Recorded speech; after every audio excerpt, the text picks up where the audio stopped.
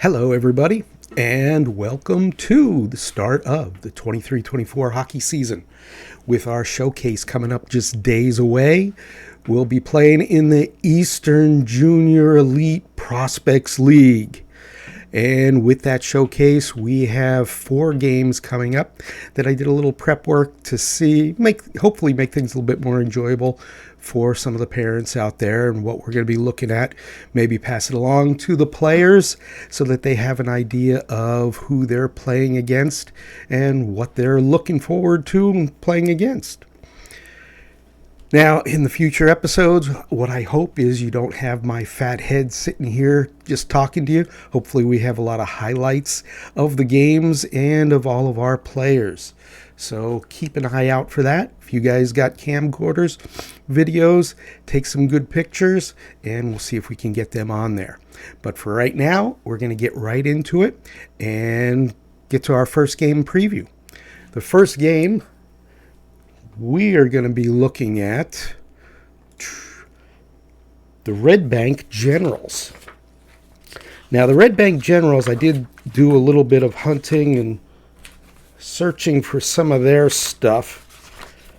And what I did find out is they play in the New Jersey Youth Hockey League. They play AA.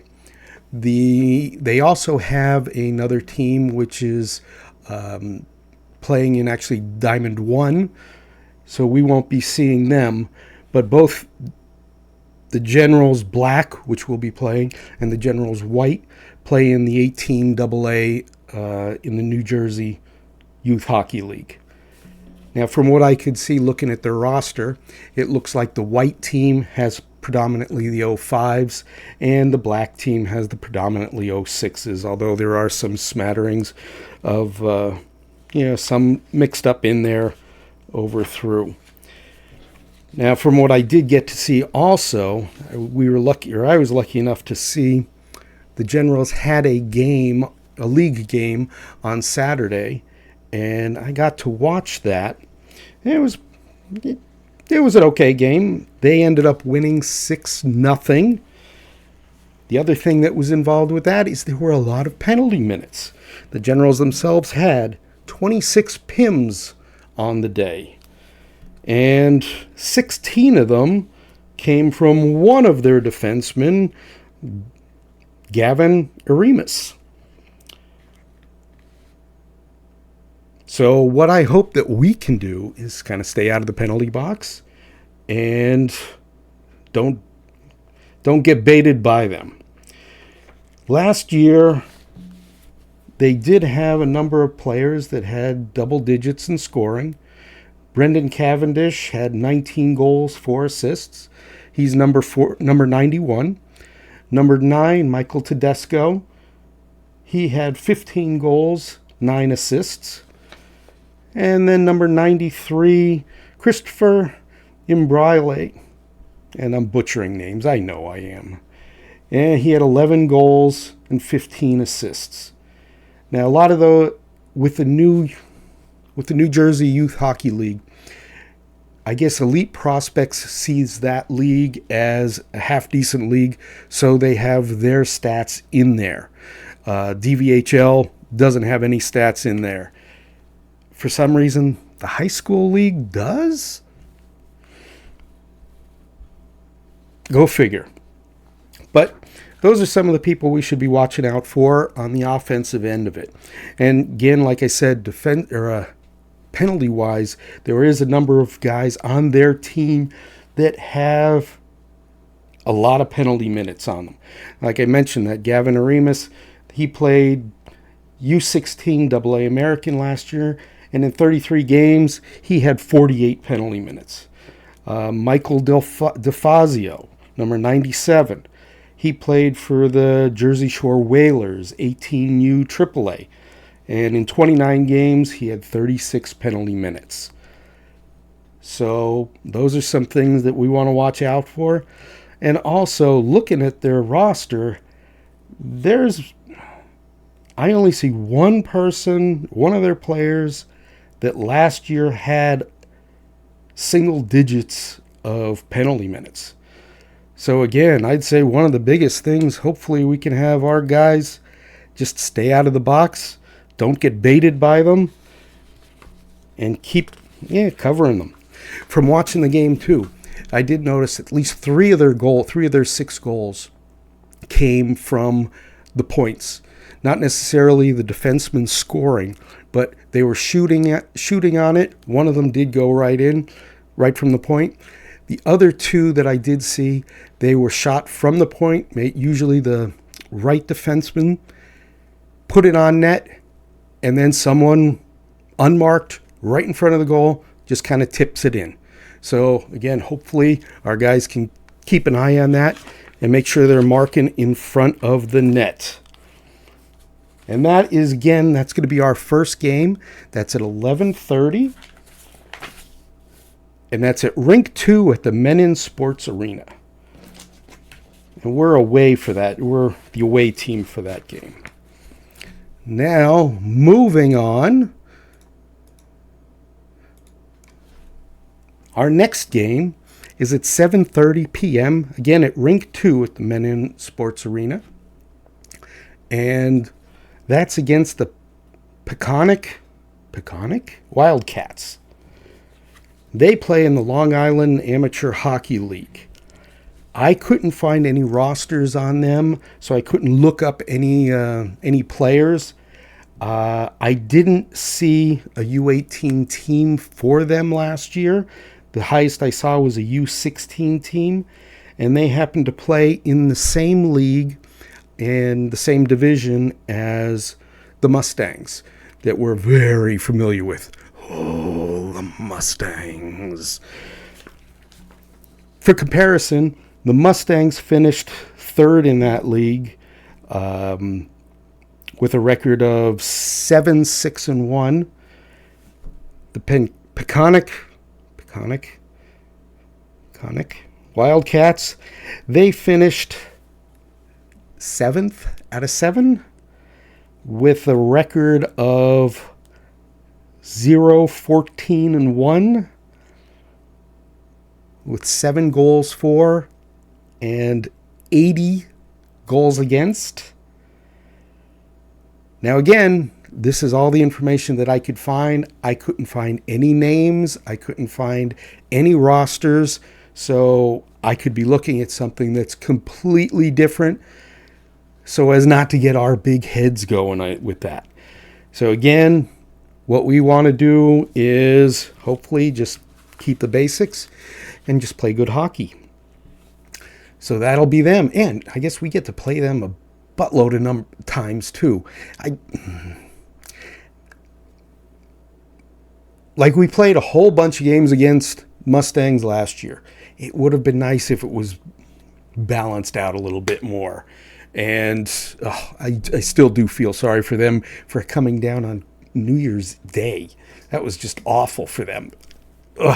I wouldn't have wanted to do it. And anyway, so moving on. Now those are the games that are on Friday. Now the games on Saturday. The first game on Saturday, it's a morning one.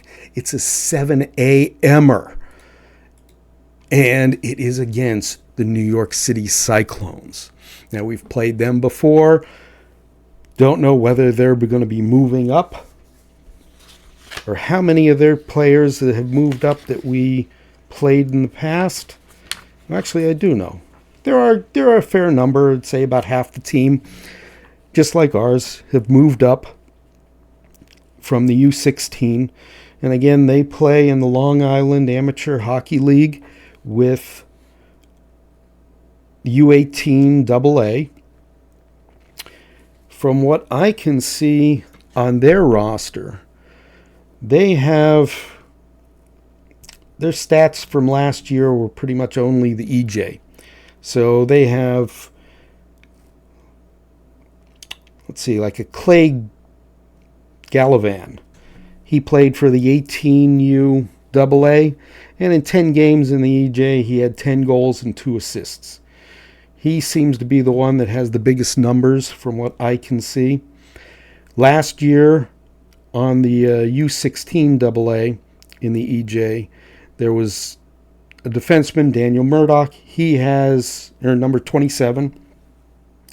In 19 games, he had 26 penalty minutes. So again, someone to keep an eye out for. They do have a player that I couldn't find any. They have a few players that I couldn't find any real numbers on. But one of them is a forward named Grigory Golovinov.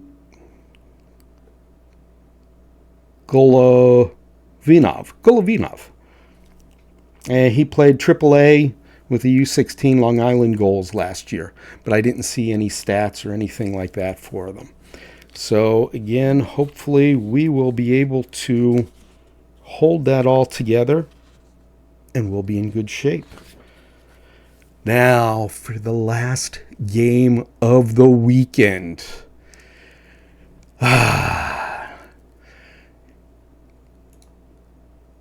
We will be playing, yes, those Mustangs. Oh, Mustangs.